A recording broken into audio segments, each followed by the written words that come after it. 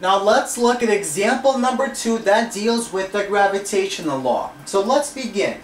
What is the net force on the moon due to the earth and the sun, assuming that the force of the earth and the sun are perpendicular at a 90-degree angle to one another? In other words, we have the moon, we have the sun, and we have the earth. Now we want to find out what the force is that our sun is pulling on the moon and what the force is that our earth is pulling on that moon. And then we want to find the net force due to these two component forces. So let's draw the following diagram. So this is our illustration. This is our moon, the red dot, the sun, this big dot, and the earth, this sphere here. So the distance between the sun and the moon is r1, which is given by 1.5 times 10 to the 8 kilometers.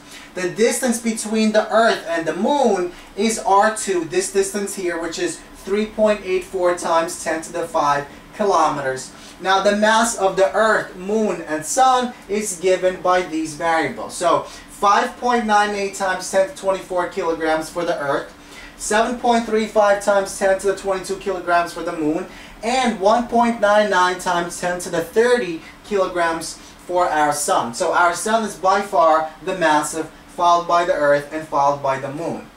So we basically want to find the force with which the sun pulls on the earth, and then we want to find the force with which the moon, the earth pulls on the moon. And notice that the force with which the earth pulls on the moon and the force with which the sun pulls on the moon are perpendicular to one another. They make a 90-degree angle. So let's make the assumption that this is our x-axis and this is our y-axis. So we basically want to find the x component, which is the sun component, and the y component, which is the earth component. And then we want to find the net force due to these two forces. And we want to find our direction of that net force. So we want to find what this angle theta is that this net force makes with our horizontal, with our x-axis. So once again, we list all our variables, and we want to find first what the force on the moon by the sun is, and then what the force on the moon by the earth is. So let's begin with this force, the force that the moon feels due to our sun. So we basically use our gravitational law, and we find g times m of the moon times m of the sun divided by the distance between their center of masses squared. Now we're going to make the assumption that all these spheres are point masses because their radii is much smaller than the distance between them. So we plug in our g, our constant, 6.67 times 10 to the 11, negative 11, multiply that by the mass of the moon, 7.35 times 10 to the 22 kilograms, multiply that by the mass of the sun, which is 1.99 times 10 to the 30 kilograms, and divide that by not this distance, but we first have to convert this distance to meters because our gravitational constant has units in meters. So we basically multiply this amount by 1,000 because there are 1,000 meters in every kilometer, and we get 1.5 times 10 to the 11th squared. And then we plug this into our calculator, and we find that our force on the moon felt by the sun is 4.34 times 10 to the 20 newtons. So the sun exerts a gravitational force of this much on our moon. And that force is at a 90-degree angle to the force of the earth. So let's now find the force that the earth exerts on the moon.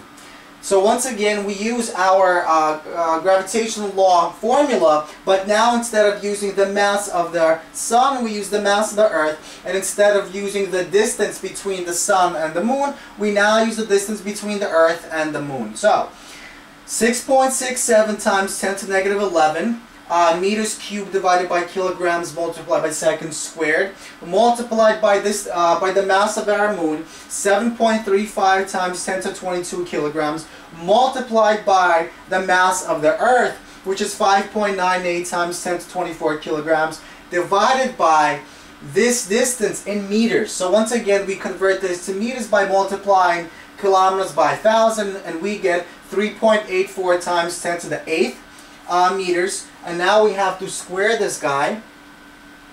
And we get 1.99 times 10 to the 20 newtons. So this force, this is the force that the Earth exerts on the moon, pulling the moon in this direction. So our our direction of this force is going directly from the moon to the Earth, and our direction of this force is going directly from the moon to our sun. And they make a 90-degree angle to one another. And that means this force is the y component of this force, of the net force, and this force is the x component of this net force, because initially we said this is our x component or our x-axis, and this is our y component or the y-axis. So to find our net force, this force, the magnitude of it, we simply take the square root of the squares of the two forces. So 1.99 times 10 to the 20, the force of the Earth, or the force by the Earth on the moon,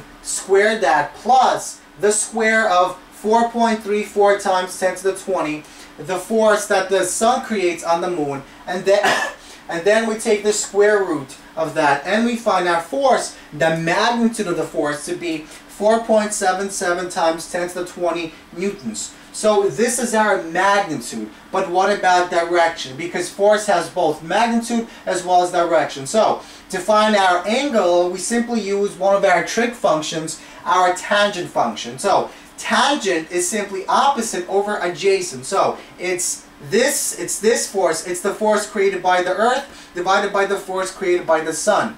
So tangent theta equals force by the Earth divided by force by the sun, which basically means we have to take the arc sine of this ratio. And we see that the arc sine of 1.99 times 10 to the 20 divided by 4.34 times 10 to the 20 gives us approximately 25 degrees. So this angle is 25 degrees. So our final answer is the net force created by the Earth and by the sun on the moon points at a 25-degree angle to the x-axis and has a magnitude of 4.77 times 10 to the 20 newtons.